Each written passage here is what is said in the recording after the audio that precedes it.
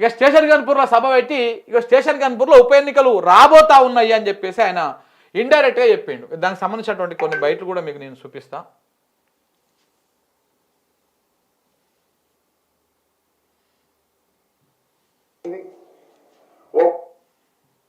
ఈ కార్యక్రమం ఈ రోజు వేలాది మంది ఇక్కడికి తరలి వచ్చింది.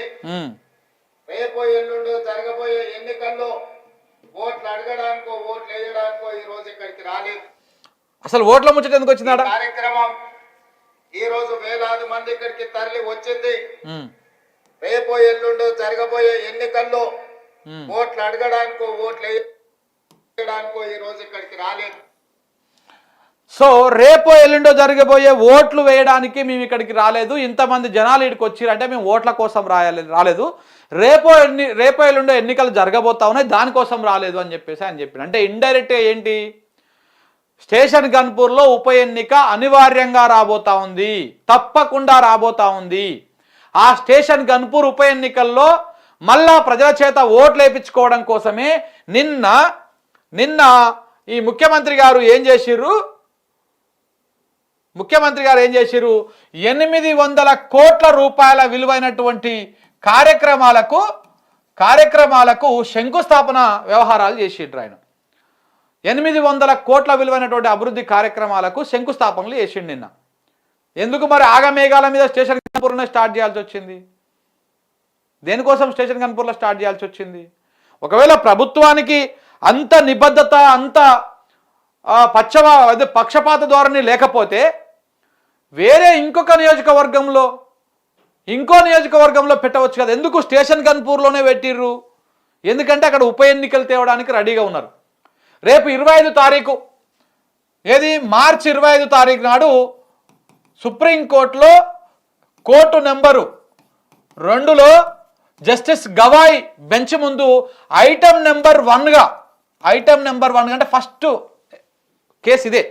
ఐటమ్ నెంబర్ 1గా ఈ ఎమ్మెల్యేల ఫిరాయింపు కేసు ఏదైతే ఉందో అది ఐటమ్ నెంబర్ 1గా విచారణకు రాబోతా ఉంది. దానికి సంబంధించినటువంటి ఈ నోటీసులు కూడా ఈ మార్చి 25 తారీఖు లోపల మీరు సమాధానం ఇవ్వాలని చెప్పేసి రీసెంట్గానే స్పీకర్ కార్యాలయానికి, ఈ ఎన్నికల కమిషన్కి, అందరికీ ప్రతివాదులు ఎవరైతే ఉన్నారో 10 మంది ఎమ్మెల్యేలు ఎవరైతే ఉన్నారో పార్టీ మారినటువంటి వాళ్ళు, వీళ్ళందరికీ కూడా సుప్రీంకోర్టు నోటీసులు ఇచ్చింది. వీళ్ళందరూ కూడా 22 తారీఖు లోపల కౌంటర్లు దాఖలు చేయాలి. 25 తారీఖు నాడు కోర్టు నెంబర్ 2లో ఐటమ్ నెంబర్ 1 కింద జస్టిస్ గవాయ్ బెంచ్ ముందు ఈ పిటిషన్ రాబోతా ఉంది, విచారణ జరగబోతా ఉంది. ఆ రోజు ఫైనల్ హియరింగ్ జరిగేటువంటి అవకాశాలు కనపడతా ఉన్నాయి. చాలా బలమైనటువంటి వాదనలు జరిగేటువంటి అవకాశము కనపడతా ఉంది. సో కాబట్టి ఎట్లా ఎమ్మెల్యే పదవి పోతుంది స్టేషన్ గన్పూర్లో. ఇప్పుడు ప్రధానంగా ఎవరి పదవులు పోకపోయినా ఈ 10 మంది ఎమ్మెల్యేలల్లా ప్రధానంగా పోయేటువంటి పదవులు ఎవరెవరు అయ్యా అంటే, ఒకటి ఖైరతాబాద్ ఒకటి, రెండోది మన స్టేషన్ గన్పూర్ ఒకటి, మూడవది మన భద్రాచలము తెల్లం వెంకట్రావు ఒకటి. సో ఈ 3 నియోజకవర్గాలలో, ఈ 3 కూడా ఈ 2 మాత్రం కన్ఫర్మ్గా వస్తుంది. ఎందుకంటే మన ఖైరతాబాద్లోనేమో దానం నాగేందరు డైరెక్ట్గా ఎమ్మెల్యేగా బీఆర్ఎస్ పార్టీ నుంచి వచ్చి ఎంపీగా అక్కడికి పోయి పోటీ చేసిండు, కాంగ్రెస్ పార్టీ బీఫామ్ మీద పోటీ చేసిండు. టెక్నికల్గా ఆయన 100% డిస్క్వాలిఫై అయిపోతాడు, దాంట్లో నో డౌట్ ఎట్ ఆల్. ఇక అది అదైపోయినాక స్టేషన్ గన్పూర్ వ్యవహారంలో ఆయన కూడా కన్ఫామ్గా ఆడ ఉప ఎన్నికలు రాబోతా ఉన్నాయి. ఎట్లా అంటే ఆయన బిడ్డకు కాంగ్రెస్ పార్టీ నుంచి టికెట్ ఇచ్చిండు, ఆయన కాంగ్రెస్ పార్టీలో తిరుగుతూ ఉన్నాడు, దానికి కూడా టెక్నికల్ ఎవిడెన్సెస్ ఉన్నాయి. దాంతోపాటు నిన్న కూడా ఆయన ఒప్పుకున్నాడు, నన్ను రమ్మంటేనే నేను పోయినాడికి అభివృద్ధి కోసం నేను కాంగ్రెస్ పార్టీలో చేరినా అని కూడా ఆయన చెప్పిండు. సో ఆ పదం ఒకటి చాలు రేపు సుప్రీంకోర్టులో ఈయన డిస్క్వాలిఫై చేయడానికి. గతంలో కూడా ఆయన మాట్లాడిండు, మనం కాంగ్రెస్ పార్టీలో ఉంటేనే మనం అభివృద్ధి అవుతుంది, అందుకే కాంగ్రెస్ పార్టీలోకి నేను వచ్చినా అని చెప్పేసి. నేను రాలేదు అని మిగతా 8 మంది బుకాయించే ప్రయత్నం చేస్తున్నారు. 8 మంది ఎమ్మెల్యేలు నేను కాంగ్రెస్ పార్టీలో లేను అని బండ్ల కృష్ణమోహన్ రెడ్డి ఎమ్మెల్యే ఆయన ప్రయత్నాలు చేస్తూ ఉన్నాడు. మిగతా వాళ్ళు ఇక్కడ షేర్లింగంపల్లి ఎమ్మెల్యే ఆయన కూడా దొంగ ప్రయత్నాలు చేస్తూ ఉన్నాడు. మిగతా వాళ్ళు కూడా మేము కాంగ్రెస్ పార్టీ కాదు బీఆర్ఎస్ పార్టీ అని చెప్పుకుంటా ఉన్నారు ఇండైరెక్ట్గా. అందుకే పార్టీ కార్యక్రమాల్లో, సిఎల్పి కార్యక్రమాల్లో పాల్గొనట్లేదు. వీళ్ళందరూ రేపు డిస్క్వాలిఫై కాబోతా ఉన్నారు రేపు సుప్రీంకోర్టు ఆదేశాలతోటి. దాంతో ఇక ఎవరికి అయినా కాకపోయినా ఈ ఖైరతాబాదు స్టేషన్ కాన్పూర్ మాత్రం రేపు అక్కడ ఉప ఎన్నికలు అనివార్యంగా రాబోతా ఉన్నాయి. 200% అక్కడ ఉప ఎన్నికలు జరగబోతా ఉన్నాయి.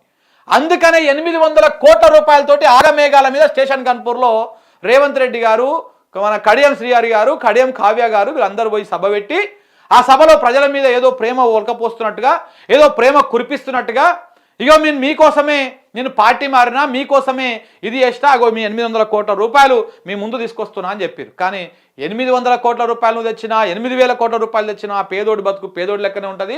స్టేషన్ కాన్పూర్లో మారేటువంటి అవకాశం లేదు. ఆ 800 కోట్లు ఎవరి బొక్కసాలనంత ఎక్కడ పోతాయో కూడా చూడబోతా ఉన్నారు.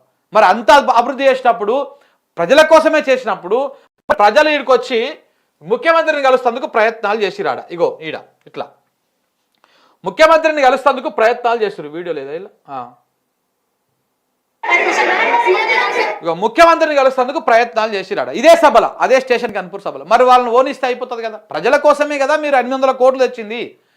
ప్రజల సంక్షేమం కోసమే, ఆ నియోజకవర్గంలో ఉన్నటువంటి నియోజకవర్గ డెవలప్మెంట్ కోసమే కదా. నియోజకవర్గ డెవలప్మెంట్ అంటే ఏంటిది? ప్రజల డెవలప్మెంటే కదా. మరి ఆ ప్రజలు ఏదో సమస్య కోసము అక్కడికి వచ్చి స్టేషన్ కాన్పూర్ దగ్గరికి, ఆ సమస్య మేము చెప్పుకుంటాం ముఖ్యమంత్రి గారికి, మా ఎమ్మెల్యే గారికి, మా ఎంపీ గారికి చెప్పుకుంటాము, మాకు అవకాశం ఇవ్వండి, మేము పోతాం ముఖ్యమంత్రి గారికి అంటే పోలీసు వాళ్ళు ఎందుకు అడ్డుకురీడా?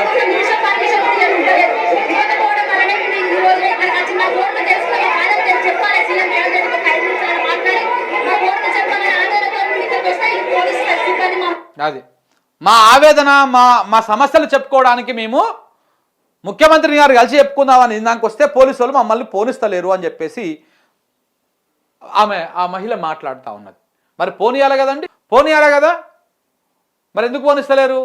కేవలం ఓట్ల రాజకీయం ఇదంతా. మళ్ళా వస్తారు ఇప్పుడు రకరకాల ముసుగులు వేసుకొని పగటేశకాలు వచ్చినట్టు రకరకాలుగా మళ్ళీ వస్తారు. అన్ని పార్టీల నాయకులు వస్తారు. నేను ఈ పార్టీ ఆ పార్టీ అని చెప్తలేను, వీళ్ళు వాళ్ళని చెప్తలేను. ఇప్పుడు అందరూ వస్తారు. బీజేపీ వాళ్ళు వస్తారు, బీఆర్ఎస్ వాళ్ళు వస్తారు, కాంగ్రెస్ వాళ్ళు వస్తారు, ఇంకా కొత్తోళ్ళు పాతోళ్ళు చిన్నోళ్ళు పెద్ద పెద్దోళ్ళు అందరూ వస్తారు. మళ్ళా ఓట్లో ఉంది కాబట్టి జోలే పట్టుకొని అడుక్కుంటున్నట్టుగా వస్తారు. అమ్మ మళ్ళీ మా కోటేరి అని. అక్కడ స్టేషన్ కాన్పూర్ ప్రజలు, తెలంగాణ ప్రజలు మళ్ళీ ఒకసారి ఆలోచన చేసుకోవాలి.